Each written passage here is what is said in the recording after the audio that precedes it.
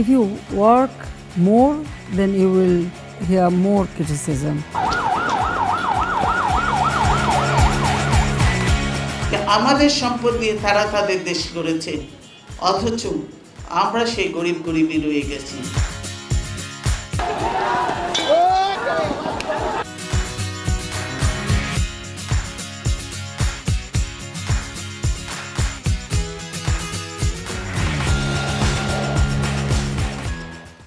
এই মুহূর্তে যারা রয়েছেন বঙ্গকথনের সঙ্গে, যারা দেখছেন বঙ্গকথনের শনি থেকে সোমের নিয়মিত আয়োজন সাম্প্রতিক মেহেরুল সুজনের সাথে, তাদের সবাইকে শুভেচ্ছা জানাচ্ছি। দর্শক, আপনারা নিশ্চয়ই জানেন আমরা আমাদের এই আয়োজনে বগুড়া, উত্তর জনপদ কিংবা দেশের সাম্প্রতিক আলোচ্য যে বিষয়গুলো রয়েছে তার ভিতর থেকে কিছু নির্ধারিত বিষয় নিয়ে আলোচনা করি। আমাদের সঙ্গে যারা আলোচক থাকেন তারা কথা বলেন এই অঞ্চলের মানুষের পক্ষ থেকে, এই অঞ্চলের সমস্যা সংকট নিয়ে তারা তাদের মতামত দেন, এই অঞ্চলের মানুষের জন্য যে বিশ্লেষণ সেগুলো তারা হাজির করেন আমাদের মাধ্যমে। আমাদের আজকের আলোচনায়, আজকের সাম্প্রতিকে আলোচক হিসেবে আমাদের সঙ্গে যোগ দিয়েছেন বগুড়ার নারী ও শিশু নির্যাতন দমন ট্রাইব্যুনাল 1-এর special PP advocate Naresh Mukherjee. একই সঙ্গে আলোচক হিসেবে রয়েছেন বগুড়ার সিনিয়র সাংবাদিক জনাব লেমন বাশার। আমি লেমন ভাই এবং নরেশদা দুজনকে স্বাগত জানাচ্ছি আমাদের স্টুডিওতে। আমরা কথা না বাড়িয়ে আজকের আলোচনায় চলে যেতে চাই। আজকে যে বিষয়গুলো নিয়ে আমরা একটু আলোচনা করতে চাই সেই বিষয়ে প্রথমে একটু যেতে চাই সিনিয়র সাংবাদিক জনাব লেমন বাশারের কাছে। লেমন ভাই, ইউনিয়ন পরিষদ নির্বাচনের ডামাডোল শুরু হয়ে গেছে সারা দেশে এবং আমরা এই যে দ্বিতীয় তৃতীয় পর্যায়ে এসে দেখছি যে বগুড়ায় এর মধ্যে কয়েকটি উপজেলায় মনোনয়নপত্র জমা দেওয়া শেষ, প্রার্থীরা অন্যান্য প্রস্তুতি নিচ্ছেন। এর মাঝে কিন্তু আমরা সদরে দেখলাম কয়েকদিন আগে যে একটি সংঘাতের ঘটনাও ঘটেছে একেবারে আমাদের শহরের কাছে, একেবারেই সদর উপজেলার ভিতরে। আমাদের তো কিছু দূরের উপজেলা রয়েছে, প্রত্যন্ত কিছু ইউনিয়নও রয়েছে। এইখানেই যদি এই পরিস্থিতি হয়, এমনিতেই ইউনিয়ন পরিষদ যেহেতু গ্রামের ভোট, সহিংসতা প্রতিবারই আমরা দেখেছি। এই যে প্রথম ধাপে অন্যান্য স্থানেও আমরা দেখেছি কয়েকজন মারা গেছেন। বগুড়ায় এই বিষয়গুলো প্রতিরোধের জন্য আসলে কোন জায়গা নিয়ে আসলে কাজ করা দরকার, আপনার অভিজ্ঞতার আলোকে কি মনে হয়? ধন্যবাদ সুজন আপনাকে, একই সাথে বঙ্গকথনকে। আসলে আমাদের দেখার সুযোগটা কিন্তু ধরেন না আমাদের প্রফেশনাল, মানে আমাদের সাংবাদিকতার দিক থেকে। তো আমার কাছে যেটা মনে হয় যে নির্বাচনের সবচেয়ে রুট লেভেলের যে অংশটা সেটাই হচ্ছে ইউনিয়ন পরিষদ নির্বাচন, সরকারের স্থানীয় সরকার নির্বাচনের সবচেয়ে রুট লেভেলের যে ইলেকশনটা হয় আর কি, নির্বাচনটা হয়। আর সবচেয়ে জাঁকজমকপূর্ণ বলেন কিংবা একটা গ্যাদারিং যেটাই বলেন না কেন, এটা ইউনিয়ন পরিষদ নির্বাচনেই বেশি হয় সবচেয়ে। তো এর আগেও ইউনিয়ন পরিষদের নির্বাচন হয়েছে, বগুড়াতেও হয়েছে, কিন্তু এখন কেন এরকম ঘটনাগুলো ঘটতেছে? আপনি যদি একটু পেছনে যান দেখবেন যে এই গত মাত্র এক সপ্তাহের মধ্যে আমরা দেখছি যে 4-5টা সহিংসতার ঘটনা ঘটে গেছে অলরেডি। এর ভিতরে তিনটাই শিবগঞ্জে সদর আছে। তো এখন যেটা আমি বলবো যে আপনার, আমার মনে হয় যে এটাতে তৃণমূল থেকে যে প্রার্থীগুলো দেওয়া হচ্ছে, এটা শুধু যে আমাদের ক্ষমতাসীন দল আওয়ামী লীগ সেটা বলবো না, মানে যারাই প্রার্থী দলীয়ভাবে তো আর অন্য সুযোগ নাই, ধরেন সেটা যদি দলীয়ভাবে না এসে যদি আপনার স্বতন্ত্রভাবেও আসে, এই প্রার্থীগুলোর ভেতরেই আপনি দেখেন যে যাদের বিরুদ্ধে অনেক অভিযোগ আছে, মামলা আছে, এমনকি আপনার একাধিক হত্যা মামলার আসামি, চিহ্নিত সন্ত্রাসী, চাঁদাবাজ, ছিনতাইকারী, তারা মনোনয়ন পেয়ে তারা মাঠে আসে।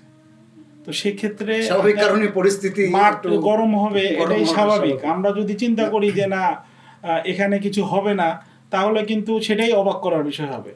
তো স্বাভাবিকভাবে এখন আপনার এই ঘটনাগুলো ঘটতেছে এবং খুবই, আমরা যেটা সংবাদ করতে যে খুবই, যেটা আমাদের কাছে নিজেদের কাছেও লজ্জাস্কর মনে হয়েছে যে যারা অভিযুক্ত, কেন্দ্র কিন্তু একটা রুট লেভেলের একজন কর্মীকে কিংবা একজন নেতাকে চেনার কথা না, তাদের ব্যাকগ্রাউন্ড কি সেটাও অতটা জানার কথা না।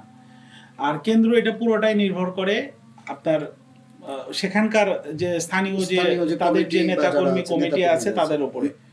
তো আমাদের গল্পটা তো দেখতেছি আমরা এখানে যে তারা যে প্রার্থীতা দিচ্ছে, সিলেকশন করতেছে।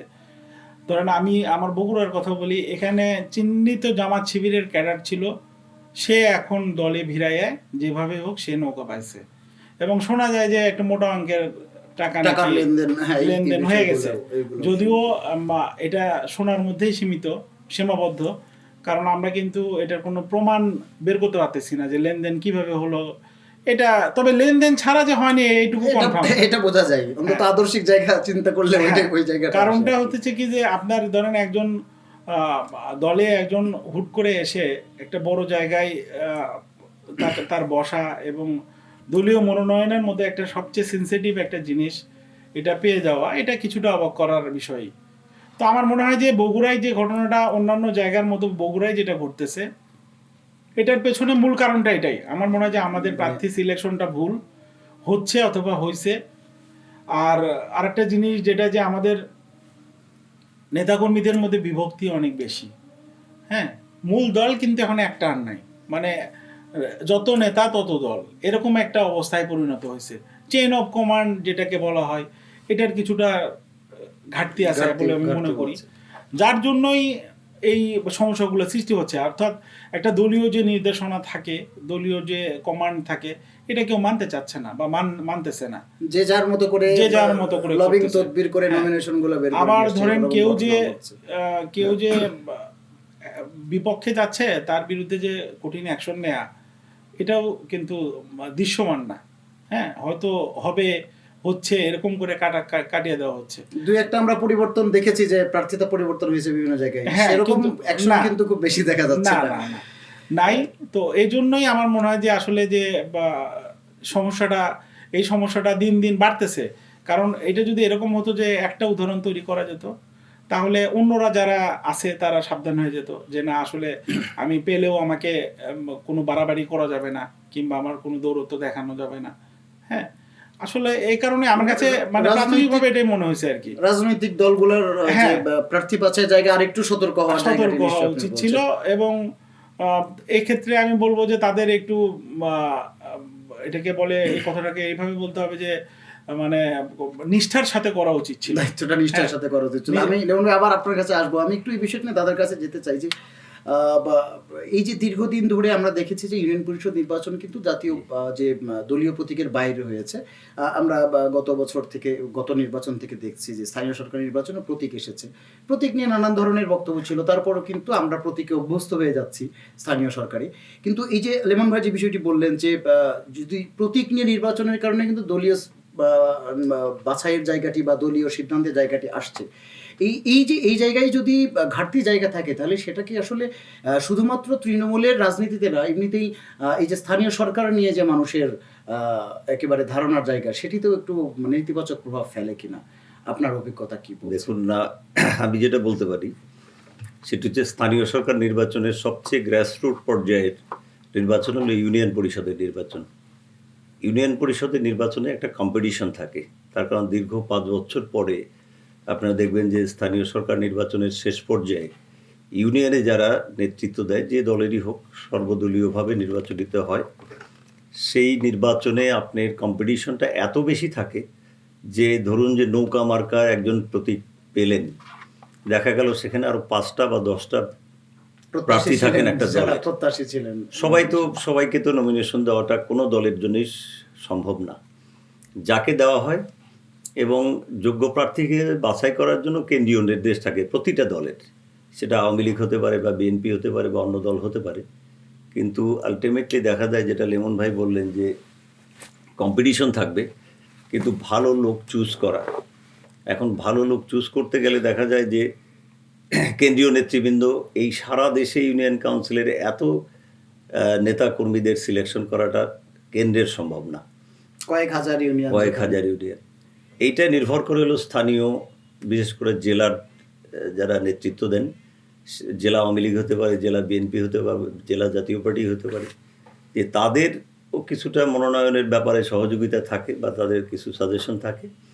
তারা যে সাজেশনটা করেন, হয়তো কেন্দ্র দেখা যায় যে ওই প্রার্থীদেরকে দেওয়া হয় না, পরবর্তীতে অন্য একজন প্রার্থীকে দেওয়া হয়। গণ্ডগোলের সূত্রপাতটা সেখান থেকেই হয়, যে হয়তো দেখা গেল যে তার যোগ্যতা আছে, তার লেখাপড়া আছে, কিন্তু তার অর্থ নাই। আবার একজনের অর্থ আছে, লেমন ভাই যেটা বললেন, যে যাদের অর্থ আছে তারা আবার সন্ত্রাসী কর্মকাণ্ডের সাথে, মামলা মোকদ্দমার সাথে বা বিভিন্ন চোরাচালানি, মাদকাসক্ত ব্যক্তির সাথে তাদের সম্পৃক্ততা থাকে। তো এইটা যদি আপনি নিষ্পত্তি করতে চান, দ্রুত সম্ভব না। এটা একটা প্র্যাকটিসের বিষয়।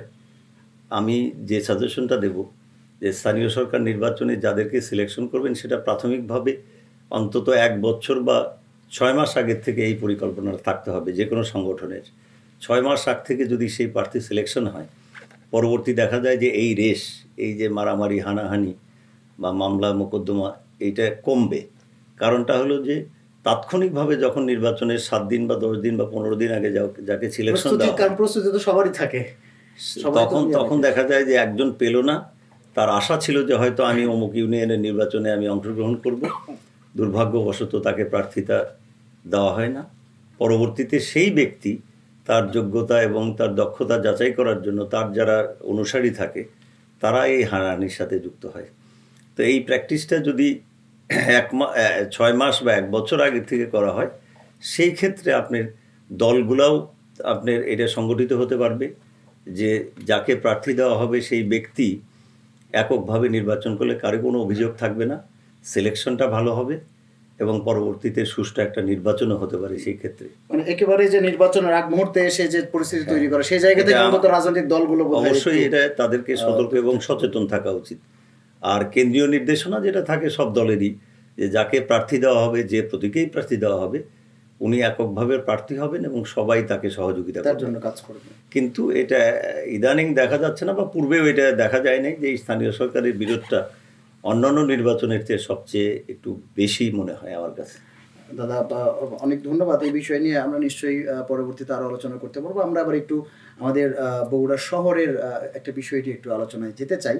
দাদা, আপনি নিশ্চয়ই দেখছেন দীর্ঘদিন ধরেই যে বগুড়া শহরে কিন্তু যেভাবে আমাদের বগুড়ার অবস্থান বা বগুড়া শহরের যে ভৌগোলিক অবস্থান, আমাদের কিন্তু বা যে উচ্চতর যে ভবনগুলো, বহুতল ভবনগুলো, সেগুলোর সংখ্যা কিন্তু দিন দিন বেড়ে যাচ্ছে। আমরা এই নতুন পৌর পরিষদ আসার পরে দেখলাম যে এই যে পৌরসভা থেকে যে প্ল্যান পাস করতে হয়, যে বাসার যে নকশাটি পাস করতে হয়, বা ভবন যে কোনো ভবনের, সেগুলো নিয়ে এক ধরনের অভিযান আমরা দেখতে পাচ্ছি। 2-3 দিন আগেও আমরা দেখেছি যে পৌর মেয়র তার এরপরে হচ্ছে কাউন্সিলররা মিলে একটি দোকান ঘরের খবর আমরা দেখেছি গণমাধ্যমে, যে তারা এই নকশা বহির্ভূতভাবে নির্মাণ করেছিল বলে সেটি ভেঙে দিয়েছেন মেয়র, এরকম খবর আমরা গণমাধ্যমে দেখেছি। নিশ্চয়ই বগুড়াকে সাজানো গোছানোর ক্ষেত্রে এই ধরনের পদক্ষেপ নিঃসন্দেহে প্রশংসার দাবিদার। তো আমাদের বক্তব্য যেটি সেটি হচ্ছে যে গত কয়েক বছরে আমরা যদি 1 দশকের হিসাবও করি, বগুড়ায় কিন্তু অসংখ্য বহুতল ভবন হয়ে গেছে এবং খুব সাধারণ একটি অভিযোগ হচ্ছে 4 তলার অনুমোদন নিয়ে আমরা 6 তলা করে ফেলেছি, 6 তলা নিয়ে 8 তলা করে ফেলেছি। এই যে জায়গাটি, এবং পৌরসভার এই প্ল্যান পাস করতে গিয়ে নানান ধরনের হয়রানির জায়গাও রয়েছে। এই দোকান বা ব্যবসা বাণিজ্যের যে ভবনগুলো, সেগুলোর বিরুদ্ধে পৌরসভা যখন অভিযান শুরু করেছে, সেক্ষেত্রে এই ভবনগুলো নিয়ে আসলে পৌরসভার একটু অগ্রগামী হওয়া উচিত কিনা, আপনার কাছে কি মনে হয়? যে ভবনগুলো তো যেভাবে নিয়ন্ত্রণ ছাড়া অনেক জায়গায় হয়ে যাচ্ছে। এটা পরিলক্ষিত হয় যে আপনার বগুড়া পৌরসভার বিষয়ে, এটা একটা ফার্স্ট ক্লাস পৌরসভা। এখানে অনেক প্রায় 3.5 লক্ষের মতো সম্ভবত এটা ভোটাররা ভোট দেয়। 10 লক্ষের মতো এখানে, হ্যাঁ, যেখানে যাকে মেয়র নির্বাচন করা হয়, সেই মেয়র উনি ইচ্ছা করলেই বগুড়াকে, ইতিপূর্বেও আমরা দেখেছি যে এই ভবন নির্মাণের ক্ষেত্রে বলেন, প্ল্যান পাসের ব্যাপার বলেন, রাস্তাঘাটের সম্প্রসারণের কথা বলেন, তারপরে আপনার রাস্তাঘাটে পরিষ্কার পরিচ্ছন্নতা বিশেষ করে একেবারেই নাই। বগুড়ায় কিন্তু পৌরসভায় খুব একটা নোংরা এবং জংলাভাবে অবস্থান করছে, ড্রেনেজগুলো সচল না। তো এই বিষয়টা বিশেষ করে যারা জনপ্রতিনিধি, বিশেষ করে মেয়র বা কাউন্সিলর সাহেব যারা এরা নির্বাচিত হন, তাদের চেষ্টার ত্রুটি নেই। আমি মনে করি তারা আপ্রাণ চেষ্টা করেন, কিন্তু এই বিষয়টা হলো পরিকল্পনা, প্ল্যানিংটা যদি পূর্বের থেকে করা হয়। যেমন আপনি বললেন যে পৌরসভায় একটা প্ল্যান পাস করতে গেলে অনেক ঝামেলায় পড়তে হয়। এখন ডিজিটাল নিরাপত্তা, ডিজিটাল যুগ, ডিজিটালাইজড করা হয়েছে সব ক্ষেত্রে। পৌরসভায় একজন লোক যদি প্ল্যান পাসের জন্য যান, ওনার যে যে ক্রাইটেরিয়া থাকা দরকার সেইটা যদি উনি ফুলফিল করেন, আমার মনে হয় 2-4 দিনের মধ্যেই ইনকোয়ারি তদন্ত করে পৌরসভা ইচ্ছা করলে তাকে একটা প্ল্যান দিতে পারে, এবং প্ল্যান দিয়েই তারা ক্ষান্ত হবেন না। আমি মনে করি যে প্ল্যান দেওয়ার পরে যে ভবনটা নির্মাণ করবেন, সেই ভবনটার দিকেও পৌরসভার কোনো কাউন্সিলর বা তার পরবর্তী অফিসিয়াল যারা আছেন তারা কিন্তু এটা লক্ষ্য করবেন। তার কারণ 4 তলার পরিকল্পনা হলো, দেখা গেল 5 তলা বা 6 তলা বিল্ডিং করা হলো, এটা একটা বিপজ্জনক। যে কোনো সময় ভূমিকম্পে এই বিল্ডিংগুলো কিন্তু ধসে যেতে পারে। তার কারণ সেই ক্যাপাসিটি যদি সেই বিল্ডিংয়ের না থাকে, সেই ভিত না থাকে, সেই পরিকল্পনা না অগ্নি থাকে, নির্বাপনের ব্যবস্থাও থাকছে না। তারপরে অগ্নি অনেক বড় বিল্ডিংগুলো। আর আরেকটা জিনিস হলো যে আপনি একটা বিল্ডিং 10 তলা বা 5 তলা করলেন, সামনে যে রাস্তা বা গাড়ি পার্কিং বা মানুষ চলাচলের যে ব্যবস্থাটা যেটা পৌরসভা আইনে আছে, সেটা কিন্তু মোটেই মানা হয় না। দেখা গেল একজন 10 তলা বা 5 তলা বিল্ডিং করলেন, তার সামনে 5 ফুট রাস্তাও নেই। সেই ক্ষেত্রে এটা দৃষ্টি দিতে হবে পৌরসভার, বিশেষ করে যারা পরিচালক, মেয়র, প্রশাসন, তাদেরকে দৃষ্টি দিতে হবে যে যে ব্যক্তি বিল্ডিং করুক উনি সেই আইনের মধ্যেই কাজটা করবেন। তাহলে কিন্তু আপনার সমস্যার সমাধানটা হবে দ্রুত। আইনটা সবার জন্যই যাতে সমানভাবে প্রয়োগ করা যায়। প্রযোজ্য হয়। দাদা, আমরা আবার আসবো আপনার কাছে এই বিষয়টি নিয়ে। আমি একটু লেমন বাসার ভাইয়ের কাছে যাব, তার আগে আমরা একটা ছোট্ট বিরতিতে যেতে চাই। দর্শক, আপনারা দেখছেন সাম্প্রতিক মেহেরুল সুজনের সাথে। ছোট্ট একটি বিরতির পর আবারও ফিরে আসছি।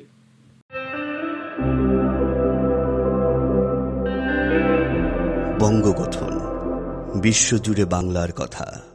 দর্শক, বিরতির পর আরও একবার স্বাগত জানাচ্ছি সাম্প্রতিক মেহেরুল সুজনের সাথে এই আয়োজনে। আপনারা নিশ্চয় জানেন আমাদের আজকের সাম্প্রতিক আলোচক হিসেবে উপস্থিত রয়েছেন বগুড়ার নারী ও শিশু নির্যাতন দমন ট্রাইব্যুনাল 1-এর special PP advocate Naresh Mukherjee, এবং একই সঙ্গে আলোচক হিসেবে রয়েছেন বগুড়ার সিনিয়র সাংবাদিক গণমাধ্যম কর্মী লিমন বাশার। দুজনকে বিরতির পর আরো একবার স্বাগত জানাচ্ছি। আমি এবার একটু শুরুতেই লিমন ভাইয়ের কাছে যেতে চাই। লিমন ভাই, বিরতির আগে আমরা আলোচনা করছিলাম বগুড়া শহরে বহুতল ভবনের সংখ্যা বেড়ে যাচ্ছে, পৌরসভা কিছু কিছু জায়গায় অভিযানও শুরু করেছে। আসলে সার্বিক চিত্র, আপনি শহরের মানুষ, এই শহরের গণমাধ্যম কর্মী, আসলে কি শেষ পর্যন্ত ব্যবস্থা হয়? বহুতল ভবন তো অনেকগুলো বহু বছর ধরে আমরা দেখছি। আসলে কোন ধরনের পদক্ষেপ নেওয়া দরকার আমাদের শহরটাকে যদি একটু ভূমিকম্প থেকে রক্ষা বলি কিংবা সৌন্দর্য বর্ধনের কথা বলি, সেই জায়গায় কাজ করতে গেলে কোন জায়গাটিতে একটু খুবই গুরুত্ব দিয়ে কাজ করা দরকার, কি মনে হয়? সুজন, আপনাকে আমি যেটা বলবো যে আসলে ধরেন আমাদের সাংবাদিকতা লাইফের যে সময়টা আর কি, শুরু থেকেই দেখে আসতেছি পৌরসভার এই সমস্যাটা নিয়েই আমাদের লিখতে হয়, বলতে হয়। তো আমার কিন্তু চিন্তাধারাটা একটু অন্যরকম। যেরকম ধরেন একটা শহরের আপনার ডেভেলপমেন্টের জন্য বহুতল ভবনের প্রয়োজন আছে। এখানে আপনি বহুতল ভবনকে থামায়া দিয়ে শহরের উন্নয়ন চিন্তা করতে পারেন না। আপনি যখন বলবেন যে আমার শহর অনেক সব কিছুতে এগিয়ে আছে, তখন আপনি বাণিজ্যিক ভবনের কথা চিন্তা করতে হবে। বহুতল ভবন তো শুধু ধরেন আপনার ব্যক্তিগত আবাসিক এরকম ব্যাপার না। বাণিজ্যিক ভবনগুলো তো, বাণিজ্যিক ভবনগুলো তো হলে তো এগুলো বহুতল হবে, এটাই স্বাভাবিক। তো পৌরসভার আসলে এখন তো আমাদের যেহেতু প্রথম শ্রেণীর পৌরসভার একটা লিমিটেশন আছে যে এত তলা পর্যন্ত তারা দিতে পারে, এর বাইরে দিতে পারবে না। তো তার মানে কি যে বগুড়ায় কি তাহলে বহুতল হচ্ছে না? হচ্ছে। হয়তো এক্ষেত্রে যথাযথ কর্তৃপক্ষের কাছে থেকে অনুমতি নিতে হচ্ছে, তাদের যে যে ব্যাপারে তাদের ছাড় দেওয়া উচিত সেগুলো তারা দিচ্ছে, সেসব ক্রাইটেরিয়া মেনটেন করেই হচ্ছে। তো এখন আমার মনে হয় যে পৌরসভার পরিষদ, যে এখন বর্তমান যে পরিষদ আছে, তারা যেহেতু অনেকদিন পরে এই পরিষদে নতুন চেয়ারম্যান, যেহেতু মানে আমাদের তো প্রায় 20 বছর পরে আমরা নতুন চেয়ারম্যান পেয়েছি, নতুন মেয়র পেয়েছি। তো এখন উনি নতুন কিছু করবে, এটাই স্বাভাবিক। আর এখন যে যারা কাউন্সিলর আছে, এরা ইয়াং চ্যাপ বেশিরভাগই, তাদের উদ্যমী আছে, তাদের মানে তারা চেষ্টা করতেছে, অনেকে চেষ্টা করছে। তো এটা একটা ভালো সাইন। তো আমি যেটা বলবো যে আমার মনে হয় কি যে বাধা না দিয়ে কিভাবে এটা আসলে অ্যালাউ করা যায়, নিয়মতান্ত্রিক ভাবে অ্যালাউ করা যায়। কারণ আপনি সুউচ্চ ভবনের অনুমতি না দিলে আপনার শহরের ডেভেলপমেন্ট হবে না। ঠিক আছে, আপনি যে কোনো জায়গায় যান, দেখেন সুউচ্চ ভবনের অনুমতি ছাড়া সেই শহরের ডেভেলপমেন্ট হবে না। আপনি রাস্তাঘাট বড় করেন, ওই সমস্যাটা তো ওই জায়গায় হচ্ছে, রাস্তাঘাট বড় হচ্ছে না। এবং আপনি খেয়াল করে দেখেন, এখন যারা আবাসিক ভবন করছে, নিচতলায় যেভাবে জায়গা ছাড়ছে, দোতলা থেকে কিন্তু ওইটি ব্যালকনি থেকে বাড়িয়ে দিচ্ছে। এটি একটি ট্রেন্ড কিন্তু বগুড়া শহরে শুরু হয়ে গেছে। আমি এই জায়গাগুলোর একটু পৌরসভার যদি যথাযথ নিয়ন্ত্রণ থাকে, তাদের দেখভাল থাকে, তাহলে তো আমাদের অনেক কিছু এই জিনিসগুলো রোধ করা সম্ভব। এটা একটা। আরেকটা যেটা বিষয় যে আসলে এই ট্রেন্ডটা তো ধরেন আপনার আজকের না, নতুন না, এটা ধরেন দীর্ঘদিন ধরে চলে আসতেছে। আগের মেয়র উনি তো এসব ব্যাপারে কোনো নজর দেননি। তো স্বাভাবিকভাবে আপনি যখন এটা একটা নদীর ফ্লোর মতো হয়ে গেছে, যে আপনি এখন বাধা দিতে গেলে উপচায়ে পড়ে যাচ্ছে, এরকম একটা অবস্থা। তবে আমার মনে হয় যে আমাদের বিজ্ঞ দাদা এর আগে যেটা বললেন আর কি, যে আমাদের একটা পরিকল্পনা দরকার, শহর কেন্দ্রিক শহরে তো মাস্টার প্ল্যান একটা পরিকল্পনা দরকার, যে আমাদের আসলে কোন এলাকায় রাস্তার ওয়াইডনেসটা কিরকম হবে, কোথায় ড্রেনটার থিকনেস কেমন হবে, ওয়াইড কেমন হবে, এই জিনিসগুলো না থাকলে তো আপনি সবকিছু এলোমেলো হবে, এটাই স্বাভাবিক। এখন দেখেন আপনার পৌরসভার যে নতুন করে যে ড্রেনেজগুলো করা হচ্ছে, কিংবা যে ড্রেনটা থেকে ময়লা ওঠানো হচ্ছে, দেখা যাচ্ছে যে মানে 20-25 বছরের ময়লা মনে হয় সেখানে ছিল। হ্যাঁ, 20-25 বছর মানে কিছু হাত দেওয়া হয় না কোনো কিছু। স্বাভাবিকভাবে তো তাহলে আপনার একটু বৃষ্টি হলে জলাবদ্ধতা হবে, শহর নোংরা হবে, শহরে আবর্জনার ক্ষেত্রেও এই একই কথাই। হ্যাঁ, যে একটা প্রবলেম তো আরেকটা সমস্যার সঙ্গে কিন্তু এখানে সম্পৃক্ত।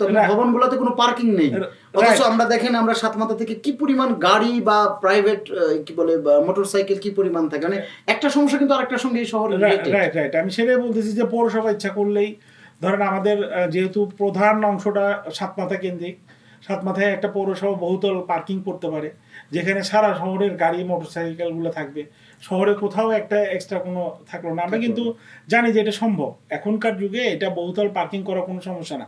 পৌরসভার কিন্তু জায়গাও আছে সাতমাথায়, তাদের ওখানে বাণিজ্যিক, উপরে বাণিজ্যিক ভবন থাকলো, নিচে বহুতল পার্কিং থাকলো, অথবা বহুতল পার্কিং করেও তো তারা একটা বড় আয়ের অংশ করতে পারে। অবশ্যই। তো এটা এই পরিকল্পনা তো তাদের নাই মনে হয়, যার কারণে দেখেন শহরে এলোমেলোভাবে গাড়ি ঘোড়া, তারপরে আপনার মোটরসাইকেল, তারপরে ফুটপাত, সব সমস্যা এসে এক জায়গায় হয়ে এটা মানে বড় আকার ধারণ করেছে। তো আমার কাছে মনে হয় যে আসলে ক্ষুদ্র ক্ষুদ্রভাবে একটা দোকান না ভেঙে, একটা বাসায় অভিযান না করে, কিংবা ভেঙে না দিয়ে, আমার মনে হয় যে আগে পরিকল্পনা করে যদি তারা বাই স্টেপ অ্যাডভান্স করে, সাধারণ মানুষদের যদি তারা এই ব্যাপারে অ্যাওয়ারনেস করে, তাহলে আমার মনে হয় অনেক ভালো হবে।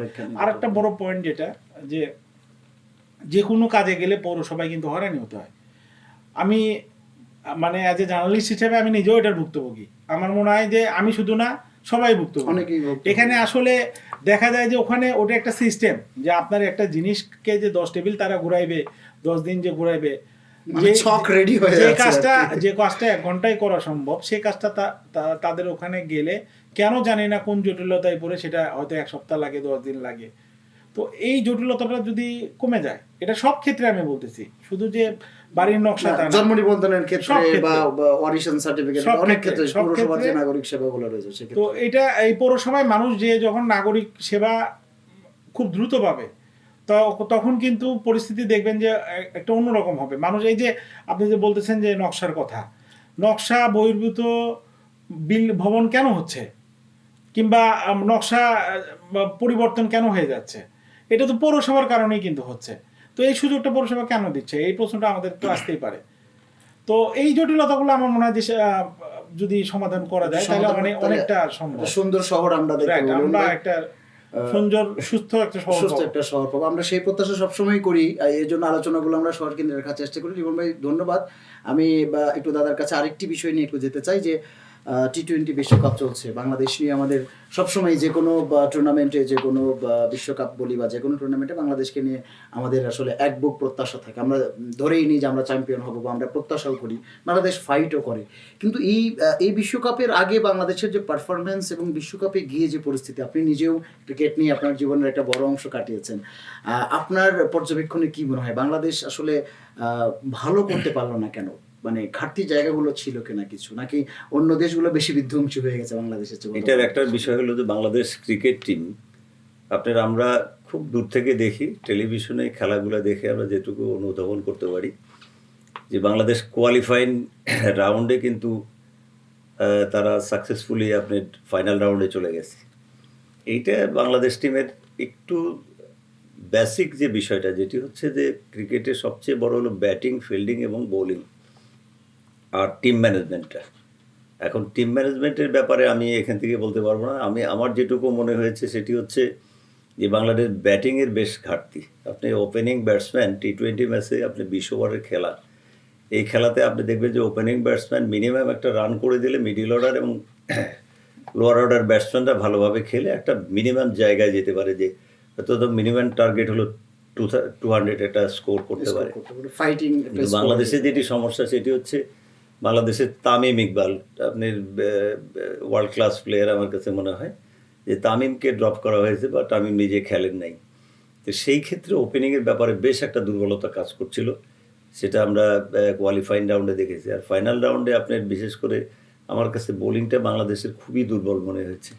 যে আগে যে মানের আপনার বোলার ছিল মাশরাফি বা অন্যান্য যারা ফাস্ট বোলিং করতো, সেই ঘাটতিটা কিন্তু এখন বাংলাদেশ টিমে দেখা যাচ্ছে। আর ব্যাটিংয়ের কথা বললাম, ফিল্ডিংয়ে কিছু ক্যাচ ড্রপ, এটা একটা ইম্পর্টেন্ট বিষয়। ক্যাচ ড্রপ তো ম্যাচ ড্রপ। তো আমাদের দেখলাম গত ম্যাচগুলোয় 2-3টা ক্যাচ মিস হয়েছে। আর এটা খুব একদম টি20 খেলা একদম 100% দিতে হবে সব প্লেয়ারের। 100% না দিলে আপনার ম্যাচ জেতা খুব সম্ভব না। এটা টেস্টের ক্ষেত্রে সেই সুযোগ পাওয়া যায় বা ওয়ানডে ম্যাচের ক্ষেত্রে সুযোগ পাওয়া যায়, কিন্তু সীমিত ওভারে টি20 ম্যাচে আপনার এই সুযোগ কিন্তু দেবে না কোনো টিম। আর বাংলাদেশ টিমের ব্যর্থতা আমি বলবো না, ইদানিং বাংলাদেশ টিমের সব প্লেয়ারই প্রায় 60% প্লেয়ার কিন্তু ম্যাচিউরড। বিশেষ করে আপনার বগুড়ার সাবেক অধিনায়ক মুশফিক আপনার রানে ফিরেছে। আমি গত ম্যাচের আগের ম্যাচে দেখেছি যে 50 করেছে নট আউট। তো তার সাথে যদি 2-4টা ব্যাটসম্যান আরও সঙ্গ দিত ভালোভাবে, তাহলে মিনিমাম একটা স্কোর দাঁড় করালে, কিন্তু ফাইটিং স্কোর দাঁড় করালে কম্পিটিশনে যেতে পারে। আর টি20 ম্যাচে যেটা ওয়ার্ল্ড ওয়াইড যে খেলাটা হয়, আপনার যত ভালো ইন্ডিয়া বলেন, পাকিস্তান বলেন বা ইংল্যান্ড অস্ট্রেলিয়া বলেন, বাংলাদেশের চাইতে কিন্তু এই সমস্ত টিমের আপনার দূরত্ব খুব একটা বেশি না, আপনার 18-20 এরকম। কারণটা হচ্ছে এই যে প্রতিটি দেশই কিন্তু তার পারফরমেন্স দেখানোর জন্য চেষ্টা করে। আর একটা বিষয় এখানে বাংলাদেশ টিমের জন্য একটু ঘাটতি, আবহাওয়া। এই এনভায়রনমেন্টটা বাংলাদেশের জন্য সেই শারজা মাঠে বা সংযুক্ত আরব আমিরাতে যে খেলাগুলো হচ্ছে, সেগুলি অনেক টেম্পারেচার আমাদের চেয়ে অনেক বেশি। তা আমাদের যে আবহাওয়া, মিডল ইস্টের সেই আবহাওয়ার সাথে কিন্তু আমরা খাপ খাওয়াতে পারছি না। এটা একটা বড় দুর্বলতা। আর সার্বিক দিক থেকে ম্যানেজমেন্টের একটা বিষয়, ম্যানেজমেন্টের ব্যাপারে আমরা বলতে পারবো না, টিম ম্যানেজমেন্ট ভালো বলতে পারবেন। আর বাংলাদেশ টিমের কোচ, যেটা আমরা পত্রপত্রিকায় দেখি যে বাংলাদেশ ডোমিঙ্গো, তার সে কিছুটা তার ডিসিশনে, ম্যানেজমেন্টের ডিসিশন জানি না, কোচের ডিসিশনটা ছিল যে কিছু ভালো প্লেয়ারকে সে মাইনাস করার একটা চিন্তা ছিল তার, এবং সেই কারণে কিছু মাইনাস হয়েছেও। সেই কারণে যেমন Mushfiqur Rahim as a batsman এবং ভালো উইকেট কিপার, তার সমমানের উইকেট কিপার কিন্তু এখনও তৈরি হয়নি বাংলাদেশে। মিস্টার ডিপেন্ডেবল তাকে বলা হয়। অবশ্যই মিস্টার ডিপেন্ডেবল। মুশফিক কিপিং করে ব্যাটিং করলে আমার মনে হয় যে তার গতিটা আরও বাড়তো এবং বাংলাদেশ উপকৃত হতো মুশফিক যদি কিপিং করে ব্যাটিং করতো। কারণ কিপিং করা তার একটা অভ্যাস, ফিল্ডিংয়ের অভ্যাস তার নাই। কিপিং করলে যে তার পারফরমেন্সটা সে দেখাতে পারে, এইটা তার জন্যে এখন আমরা অপমানিত হচ্ছে সেটা বলবো না, তবে দেশের জন্যে আমার মনে হয় যে কিছুটা অবদানটা আসতে পারতো যদি সে কিপিং করে ব্যাটিং করতে। আর মেইনলি আপনার তামিমকে খেলালে আমার মনে হয় ভালো হতো। তামিম একটা class batsman, left hander batsman. আর সাকিব তো ভালো খেলছে, সাকিবের ব্যাপারে আমাদের কোনো আপত্তি নেই। আর ক্যাপ্টেন্সির ব্যাপারে যেটা বলি, যে বাংলাদেশের ক্যাপ্টেন্সিতে আমি বলবো না যে মাহমুদুল্লাহ খারাপ ক্যাপ্টেন, কিন্তু আরও একটু তীক্ষ্ণ হলে 2-1টি ম্যাচ কিন্তু ক্যাপ্টেন্সির জন্য আমার মনে হয় একটু অসুবিধা দেখা দিয়েছে। তো সেই ক্ষেত্রে মাশরাফির রিপ্লেসমেন্টে আপনার যদি মুশফিক থাকতো, আপনি দেখতেন যে ম্যাচ আরও খুব দ্রুত আমরা মানে খুব ভালোর দিকে আমরা যেতে পারতাম বা বেশ কিছু ম্যাচে আমরা জিততেও পারতাম। এইটা ম্যানেজমেন্টের প্রতি আমাদের একটা দাবি, বাংলাদেশেরই দাবি। আপনারা দেখছেন যে বিভিন্ন মিডিয়ায় কিন্তু মুশফিকের ব্যাপারে খুব আগ্রহী, যে মুশফিককে ক্যাপ্টেন্সি, বিশেষ করে টি20 ম্যাচে এবং কিপিংয়ের ব্যাপারে, যে মুশফিক যদি কিপিং করতো তাহলে মনে হয় যে তার রান পাওয়ার জন্য একটু সুবিধা হতো। যাই হোক, এই নিশ্চয়ই বিশ্বকাপ থেকে ম্যানেজমেন্ট বা বিসিবি সেই সিদ্ধান্ত বা অনুধাবনের জায়গাটিতে ফিরবে। দাদা, অসংখ্য ধন্যবাদ আপনার ব্যস্ত সময়ের মধ্যে আমাদেরকে সময় দেওয়ার জন্য। একই সঙ্গে ধন্যবাদ জানাচ্ছি ব্যস্ত গণমাধ্যম কর্মী বগুড়ার সিনিয়র সাংবাদিক লেমন বাশার ভাইকেও ধন্যবাদ। আমরা নিশ্চয়ই আবারও কথা বলবো আমাদের স্টুডিওতে অন্য কোনো আলোচনা নিয়ে। দর্শক, আপনাদেরকেও অসংখ্য ধন্যবাদ জানাচ্ছি এতক্ষণ বঙ্গকথনের এই আয়োজনের সঙ্গে থাকবার জন্য। প্রতি শনি থেকে সোম রাত 10টায় আমরা দেশের বাইরের কিংবা এই উত্তর জনপথের নানান আলোচ্য বিষয় নিয়ে আমাদের আলোচকদের সঙ্গে আপনাদের সামনে হাজির হই। নিশ্চয়ই আগামীকাল নতুন কোনো বিষয় নিয়ে আবারও দেখা হবে। সে পর্যন্ত সবাই ভালো থাকবেন, সুস্থ থাকবেন।